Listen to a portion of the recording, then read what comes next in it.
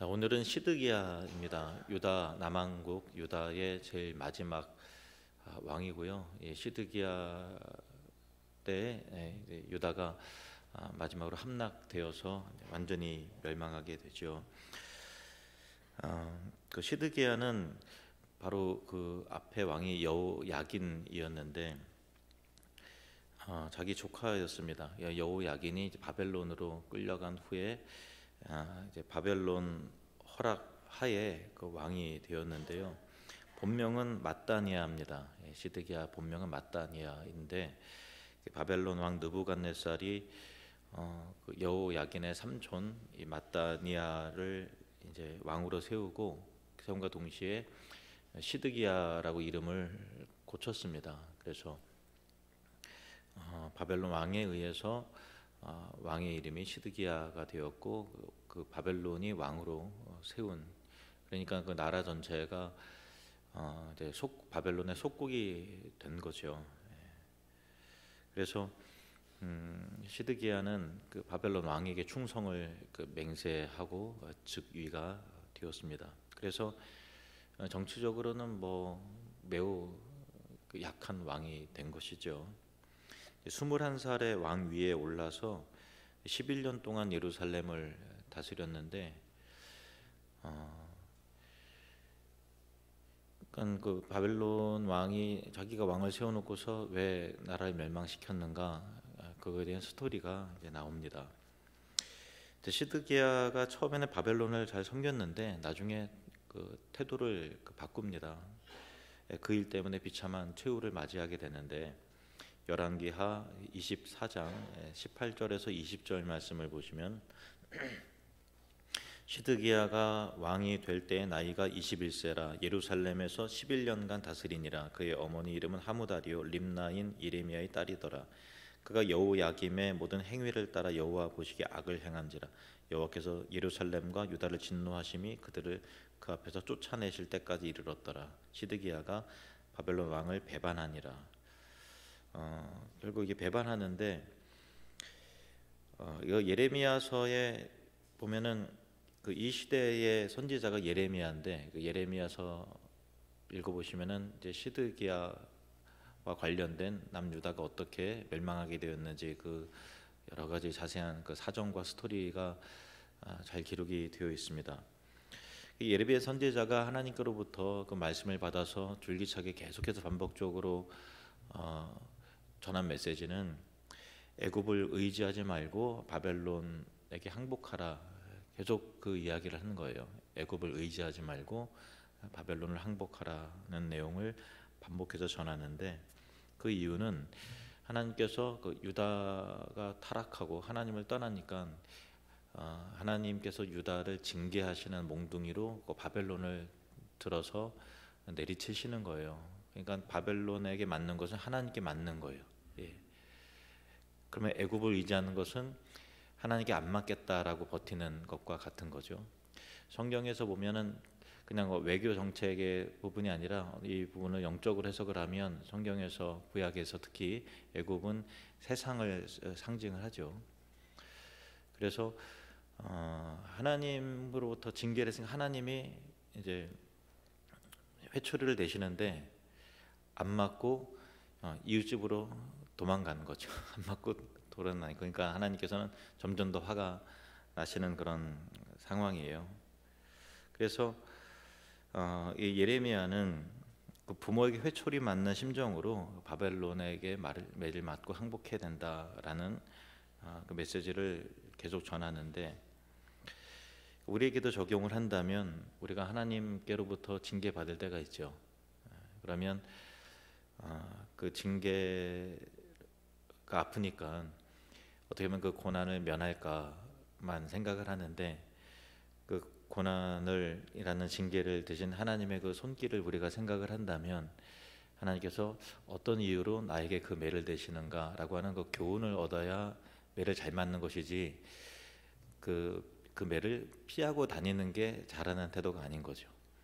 그러니까 우리는 하나님을 믿지 않는다면 그 고난 이리 피하고 저리 피하는 게 상책이겠죠. 하나님을 안 믿는다면. 그런데 하나님을 우리가 믿으니까 모든 주권은 하나님에게 있는 것이고 때때로 우리를 거룩하게 만드시기 위한 아무런 목적 없이 욥이 당한 고난처럼 그렇게 고난 받을 수도 있지만, 어떤 것은 그 징계의 의미에서 우리가 교만하고 우리가 기도 생활하지 않고 나태하고 또 하나님 사랑하지 않고 돈 사랑하고 세상 사랑하고 하면 하나님께서 깨닫게 하시기 위해서 회초리를 대시죠.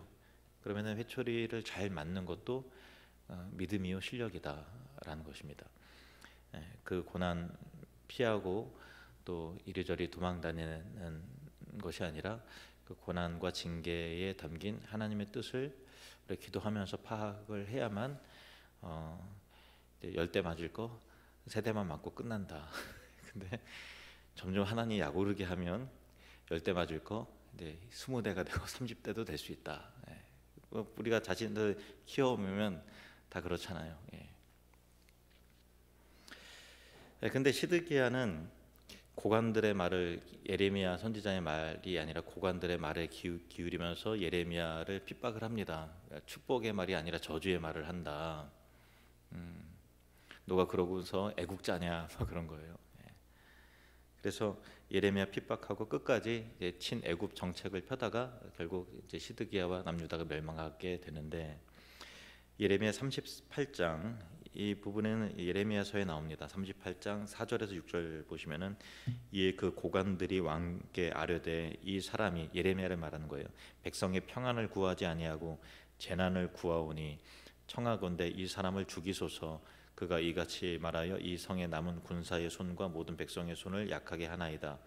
시드기야 왕이 이르되, 보라, 그가 너희 손 안에 있느니라. 왕은 조금도 너희를 거스를 수 없느니라 하는지라. 무슨 말이냐면 너희 알아서 해. 너희 알아서 해. 하고 싶은 대로 해. 그거예요. 그들은 예레미야를 끌어다가 감옥들에 있는 왕의 아들 말기야의 구덩이에 던져 넣을 때 예레미야를 줄로 달아내렸는데, 그 구덩이는 물이 없고 진창뿐이므로 예레미야가 진창 속에 빠졌더라.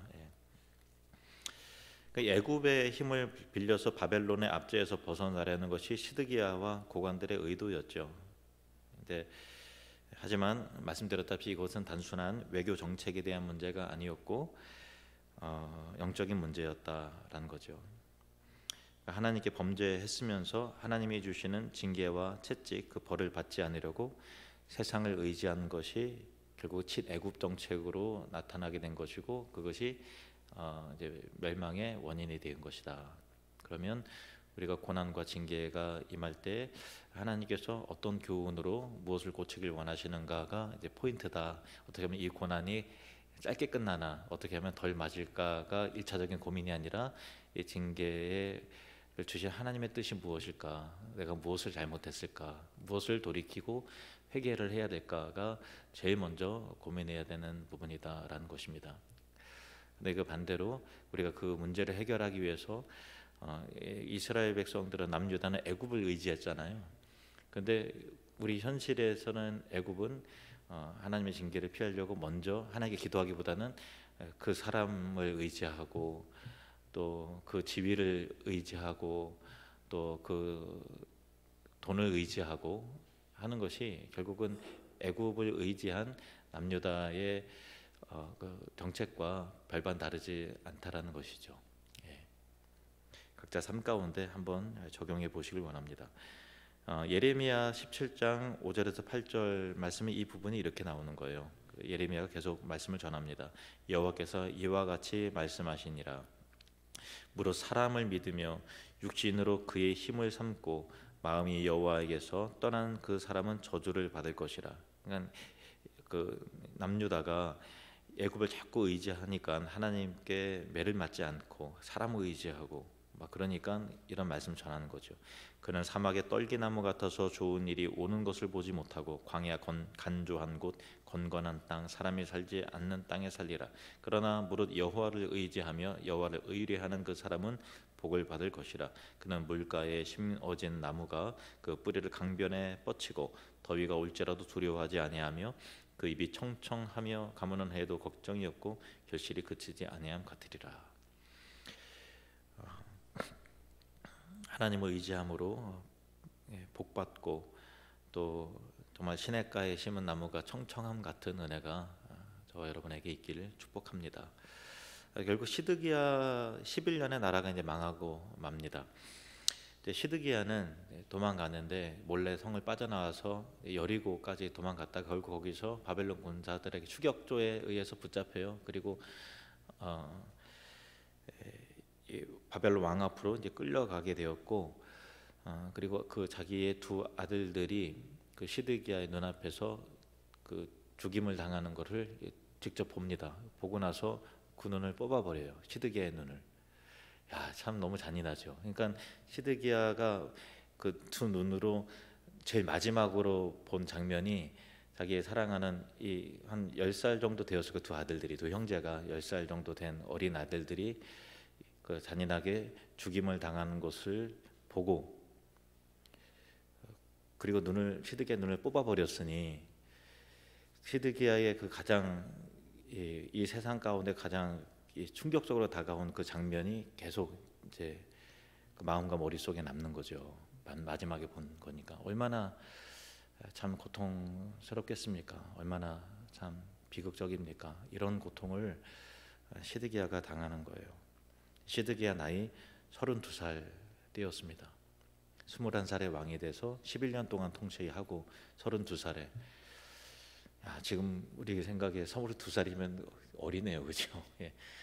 그리고 젊은데 자기의 정말 이 10살짜리 아들 둘이, 형제가 얼마나 사랑스럽겠어요. 그런데 죽임을 당하고 눈을 뽑아버리고 그렇게 됐습니다. 이 부분이 이렇게 나와요. 1절에서 7절 말씀. 이것이 이제 우리에게 교훈이 되기 때문에 한번 좀 읽어봅니다. 시드기야 제9년 열왕기하 25장 1절에서 7절. 시드기야 제9년 10째 달 10일에 바벨론의 왕 느부갓네살이 그의 모든 군대를 거느리고 예루살렘을 치러 올라와서 그 성에 대하여 진을 치고 주위에 토성을 쌓음에 그 성이 시드기야 왕 제11년까지 포위되었더라. 그 해 넷째 달 9일에 성중에 기근이 심하여 그 땅 백성의 양식이 떨어졌더라. 그러니까 1년 반 동안 포위를 당하다가 그런 거예요. 양식 다 떨어지고 줄여 죽는 거죠. 그 성벽이 파괴됨에 모든 군사가 밤중에 두 성벽 사이 왕의 동산 견문 길로 도망하여 갈대아인들이 그 성읍을 에워쌌으므로 그가 아라바 길로 가더니 갈대아 군대가 그 왕을 뒤쫓아가서 여리고 평지에서 그를 따라잡음에 왕의 모든 군대가 그를 떠나 흩어진지라. 그들이 왕을 사로잡아 그를 림나에 있는 바벨론 왕에게로 끌고 가매 그를 신문하니라. 그들이 시드기야의 아들들을 그의 눈앞에서 죽이고 시드기야의 두 눈을 빼고 놋 사슬로 그를 결박하여 바벨론으로 끌고 갔더라. 그래도 왕인데, 그죠? 그러니까 나라가 망하니까 이런 굴욕과 비참함을 참 겪습니다. 그러니까 뭐 오늘 본문과 조금 이제 적용적이라기보다도 그냥 생각이 나서 드린 말씀인데, 참 우크라이나가 참 이렇게 굴욕을 당하고 그런 거 보니까 참 힘이 약한 나라는 참 이렇게 되는구나 싶잖아요. 참 우리가 이 나라가 강한 나라가 진짜 부강한 나라, 스스로 자주 국방을 할 수 있는 그런 나라가 되도록 우리가 좀 많이 기도해야 될 것 같아요. 그죠? 예. 힘이 약하니까 진짜 이리 휘둘리고 저리 휘둘리고 망신은 망신대로 다 당하고 진짜 그런 굴욕을 당하고 다 뺏기고, 그죠? 그러니까 참 이 세상은 이제 힘의 논리에 의해서 그렇게 가죠. 그래서 우리가 참 하나님, 우리가 잘못했으니 힘 빼앗지 마시고 강한 나라가 되게 해주십시오. 이렇게 기도해야 될 것 같아요. 어쨌든 나라가 망하니까 왕이 이렇게 되는 겁니다. 하나님의 뜻대로 살지 않고 하나님의 징계를 이리 피해보고 저리 피해보고 하나님의 심판 이제 매를 맞아라 하는데도 이리 버티고 저리 버티고 애굽을 의지하고 결국 이제 사람 의지하고 세상 의지하고 돈 의지하고 그 징계 피하겠다고 한 그 결과가 이 세상의 징계는 마귀의 징계는 더 가혹합니다. 그죠? 예. 유다의 패망이 시드기야의 개인적인 이 비극으로 끝날 리 없죠. 예루살렘도 멸망하고 성전도 파괴되었습니다. 예루살렘 성전이 부서지고 무너지는 것을 본 유다 백성들은 정말 믿을 수 없었어요. 상당한 충격을 받았습니다. 그러니까 신앙은 없는데 그래도 하나님의 신의 존재, 이 예루살렘 성이 무너진다는 건 있을 수가 없거든요. 어떻게 하나님의 성전이 이방인에 의해서 이렇게 짓밟히고 더럽혀지고 무너질 수가 있단 말인가. 참 하늘 우러러 통곡했을 것입니다. 신학적인 의문이 생기는, 어떻게 이런 일이 있을 수가 있을까. 근데 하나님이 계시지 않아서, 그들은 하나님이 계시다면 어떻게 이런 일이 일어났을까라고 했지만, 하나님이 계시지 않아서 이런 일이 일어난 것이 아니라 오히려 하나님이 계시기 때문에 이런 일이 일어나는 사실이죠. 성경에는 우상이 파괴되는 것들이 여러 차례 나오는데, 그 모세가 금송아지 우상을 부수고, 또 기드온이 바알의 단을 부서뜨리고, 또 히스기야나 또 요시야 왕이, 또 심지어는 예후도 우상들을 깨뜨립니다. 그런 일이 일어나고는 이유는 우상이 실제하는 신이 아니기 때문에, 그냥 모형에 불과하기 때문에 깨뜨려 버려도 아무 일이 일어나지 않는 거죠. 바알이나 아세라가 실제로 존재하는 신이 아니지 않겠습니까? 그러니까 자기들의 상이 헐어지고 무너짐을 당해도 아무런 말이 없는 것이 당연합니다. 그렇다면 예루살렘 성전은 마찬가지일까요? 경우가 다르죠. 하나님이 오히려 계시기 때문에 그런 일이 일어난 것입니다. 성전이 성전 구실을 못하기 때문에 하나님께서는 수수방관하지 않으신 거죠. 예레미야서에 이렇게 나와요. 7장 4절 우리 같이 한번 읽어보겠습니다. 시작. 너희는 이것이 여호와의 성전이라 여호와의 성전이라 여호와의 성전이라 하는 거짓말을 믿지 말라. 건물이 아니라는 거예요. 하나님이 예배하지 않는데 그게 무슨 여호와의 성전이야. 너희들 하나님을 경외하지 않는데 그게 무슨 예배냐. 여호와의 성전 그 거짓말이다라는 거죠. 그러니까 예레미야 선지자는 그 당시에 굉장히 파격적인 선언을 말씀해주는 거예요. 이 성전이 여호와의 성전이다라고 하는 거짓말을 믿지 말아라. 하나님의 징계를 받아들이고 항복해라. 그러니까 이 시대 사기에서 이런 반역자가 있나 하는 그런 느낌이 들 정도로 하나님께 받은 말씀을 가감없이 계속 전해 비통한 심정으로. 예레미야 7장 8절에서 11절 말씀을 보시면, 보라 너희가 무익한 거짓말을 의존하는도다. 너희가 도둑질하며 살인하며 가늠하며 거짓 맹세하며 바알에게 분향하며 너희가 알지 못하는 다른 신들을 따르면서 내 이름으로 일컬음을 받는 이 집에 들어와서 내 앞에 서서 말하기를 우리가 구원을 얻었나이다 하느냐. 이는 이 모든 가증한 일을 행하려 함이로다. 내 이름으로 일컬음을 받는 이 집이 너희 눈에는 도둑의 소굴로 보이느냐. 보라 나 곧 내가 그것을 보았노라. 여호와의 말씀이니라. 무슨 말인가 하면은, 우리의 신앙이 이제 하나님이 영원하시잖아요. 그리고 하나님 나라가 영원하고 또 그것을 이루는 교회도 사실 영원합니다. 교회는 소멸되지 않아요. 주님 오실 때까지 그 사명을 감당해요. 근데 그 지역 교회는, 예배당은요, 그것은 우주적 교회와는 달라요. 그러니까 우리가 하나님의 교회와 예배의 초소를 귀하게 여기지 않고 우상의 소굴로 만들면 하나님은 그 건물과 공동체를 얼마든지 파쇄시켜서 흩어버리실 수 있으시다라는 거죠. 우리도 마찬가지예요. 하나님의 교회, 우주적 교회는 절대로 망하지 않죠. 그런데 지상의 교회, 건물로서의 교회, 유형의 교회는 얼마든지 타락할 수 있고 무너지고 흩어지고 황폐화될 수 있다라는 것입니다. 하나님이 살아계시기 때문에 하나님이 흩으신다라는 것. 그래서 우리는 두렵고 떨림으로 교회가 거룩한 공동체가 되고 이 처소가 온전한 예배의 처소가 되도록 정말 힘써야 되는 거죠.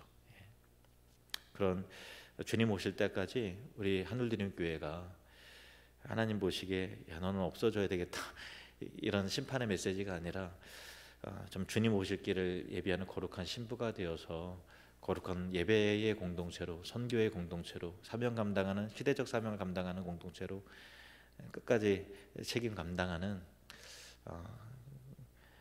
우리 하늘드림교회가 되기를 축복합니다. 근데 북왕국은 언제 멸망했는지 아세요? 722년 BC 아수르에 의해서 멸망됐어요. 남유다는요 586년에 바벨론에 의해서 멸망을 했는데 1년 반의 포위 끝에 이제 멸망했죠. 근데 일시에 멸망한 거 아니라 하나님께서 연거푸 3번 기회를 주셨어요. 3번 1차 침공, 2차 침공, 3차 침공이 연거푸 있었고 그럴 때마다 같이 왕도 끌려가고 포로도 끌려가고 하는 그런 게 있었는데 거의 한 19년, 20년 기간에 일어난 일이거든요. 1차는 여호야김 왕 시대였어요. 1차 침공 당해서 그때 바벨론 끌려갔을 때 이 여러 왕족과 귀족들 중에 일부가 소년들이 끌려갔는데 그때 다니엘도 끌려갔고 다니엘 세 친구 사드락, 메삭, 아벳노고도 그때 끌려갔던 사람입니다. 2차 침공 때는 여호야긴 시대, 여호야긴 왕의 시대였는데 이때 에스겔 선지자가 끌려갔어요. 그래서 에스겔서는 끌려간 뒤에 그 이제 바벨론의 강가에서 바벨론 제국에서 쓰여진 계시를 받아서 나라가 멸망해 가는 것을 애통해하면서 증거한 그 서신이 에스겔 그 선지서입니다. 3차는 오늘 말씀대로 시드기야 왕 때 일어나게 되는데 완전히 이제 함락이 되었고 성전 파괴가 되었고 남유다가 완전히 멸망한 거예요. 제일 처음 하나님께서 함락이 된 지 20년이 지난 동안 얼마나 돌이킬 기회가 있는 것이고 회개할 기회가 있는데 끝까지 그렇게 버티다가 다 여호야긴 시드기야 여호야김을 따라 악을 행했다. 여호야긴도 여호야김을 따라 악을 행했다. 시드기야도 여호야긴을 따라 악을 행했다. 계속 이렇게 반복이 돼요. 회개 안 해요. 선지자들 계속 보내시거든요. 절대 회개 안 하는 거예요. 참 이렇게 강팍할 수가 있을까요? 근데 이게 우리의 죄성이에요. 우리가 성령 받지 못하면 하나님의 은혜가에서 떠나면 아무리 맞아도 끄떡하지 않습니다. 죽을지언정. 이게 인간의 본성과 완악함이죠. 여러분 저와 여러분의 마음 가운데 심령이 가난한 자가 되어서 성령께서 깨우치시고 또 징계하실 때 한두 번에 알아듣는 참 지혜롭고 겸손한 우리가 되기를 축복합니다. 그런데 남왕국이 이제 모두 망했다고 해서 하나님께서 이 세상 역사의 문이 닫혀지고 성경의 기록이 중단이 되었느냐? 그게 아니라는 거예요. 유다가 하나님을 떠나 살피는 급기야 망하고 말았다 하고 끝 하고 되지 않았다는 거예요. 계속 이어지잖아요. 성경의 스토리가. 그 열왕기 역대하 36장 21절을 보시면 같이 읽습니다. 이에 토지가 황폐하여 땅이 안식년을 누림같이 안식하여 70년을 지냈으니 여호와께서 예레미야의 입으로 하신 말씀이 이루어졌더라. 포로 귀환 때까지 70년간 포로를 진 동안에 그냥 예루살렘 황폐가 된 상태에서 아무도 밭을 경작하는 자가 없고 사는 이가 없으니까 뒷짐승 왔다 갔다 하고 뭐 하면서 그냥 70년 동안 그 땅이 황폐해졌는데 이것이 이 안식년의 70번의 안식년이 이루어지게 됐다라는 거예요. 이게 무슨 의미인가 하면요. 우리는 6일이라고 하루 쉬잖아요. 안식일이 있잖아요. 땅은요 6년이 경작되면은 그 7년째 안식년을 갖도록 해요. 이게 율법에 레위기에 나오는 거예요. 그래서 이스라엘 백성들은 안식일을 지킴과 동시에 이 땅도 안식할 수 있도록 7년째는 땅을 이렇게 계속해서 곡식을 뽑는 게 아니라 그냥 자연 그대로 상태로 해서 다시 생산을 할 수 있도록. 그러면 안식년의 기간은 그건 내가 먹고 살 거는 내가 알아서 책임지마. 그러니까 믿음으로 그렇게 했어야 되는 거예요. 그런데 가나안 땅에 들어오고 나서 제대로 먹고 살만하니까 계속해서 이제 생산에 대한 어떤 효율과 생산에 대한 부분에 대한 욕심이 생기다 보니까 안식년 안 해요. 계속해서 일하는 거죠. 그래서 거의 뭐 500년 가까이 490년 동안 안식년을 안 하는 거예요. 안식일은 개개인별로 거의 안 했겠지만 개인별로 했겠지만 안식년은 안 하는 거예요. 그래서 안식년 규정을 지키지 않았는데 나라가 망하고 다른 나라에 포로로 잡혀가는 바람에 별 수 없이 땅이 안식하게 되었는데 그래도 70년간 490년 70차례의 안식년을 강제적으로 그렇게 안식년을 지내게 하게 하셨다라는 거예요. 이를 통해서 깨닫게 되는 것은 하나님 유다를 징계하시는 건 단순한 화풀이가 아니라 그들 고치고 율법이 계속해서 이루어지고 말씀의 진행이 이루어진다라는 거죠. 그래서 그게 안식년에 70년이었나 계산해 보니까 그렇다는 거예요. 예레미야 선지자를 통해서 하신 말씀이 이루어진 거죠. 그러니까 질병을 내려도 말을 듣지 않고 이방 민족의 앞장에서도 말을 듣지 않으면 하나님께서는 억지로라도 하나님의 규례를 지키도록 하신다라고 하는 거죠. 참 우리가 하나님 앞에 겸손해야 될 그 이유 중에 하나입니다. 억지로라도 하나님의 말씀을 안 듣는 방법이 없는 거예요. 그래서 이방 나라의 포로로 잡혀가게 하셨어요. 땅을 경작할 사람이 없게 되어서 자동적으로 안식을 누리게 되었습니다. 그리고 우리는 우리를 포기할지라도 하나님은 우리를 포기하지 않으세요. 바벨론 포로 70년은 부정적으로는 하나님을 떠난 것에 대한 보응과 징계였지만 적극적인 의미로는 그들이 하나님의 규례를 수동적으로라도 억지로라도 지킨 셈이 되었던 것이죠. 우리가 이게 문자적인 적용은 아니지만 의미적으로 받아들이십시오. 의미적으로 우리가 안식일을 주일 성수를 안 하고 막 하면 될 것 같은데 하나님께서는 몰아서 한꺼번에 안식해라 그러면 그거 어떡하겠어요? 그 문자적으로 적용하자는 뜻은 아니고 의미적으로 교훈 얻자는 의미입니다. 우리가 하나님 앞에 소득의 11조를 하나님께 드리는데 그게 안 드리면 내 창고에 쌓일 것 같고 부자가 될 것 같고 그러잖아요. 그런데 하나님께서는 구멍을 뻥 내셔갖고 억지로라도 그걸 그렇게 갑자기 일시에 하나님께서 출금시켜 가시면 그게 어떻게 해요? 그러니까 우리가 할 때 하나님의 계명을 기쁨과 적극적인 의미에서 순종해 나가는 거지 억지로 이렇게 하는 거는 우리에게도 기쁨이 아니고 하나님께 기쁨이 안 되잖아요. 그러니까 우리가 자발적인 순종이 귀한 거죠. 하나님은 절대로 우리를 포기하지 않으시고 억지로라도 굴복시키고 항복시키셔서라도 당신의 뜻을 이루어 가시니 그분 앞에 자발적 순종으로 깨달았을 때 일찍 돌이켜서 깨닫는 것이 우리에게 복이다 라는 메시지입니다.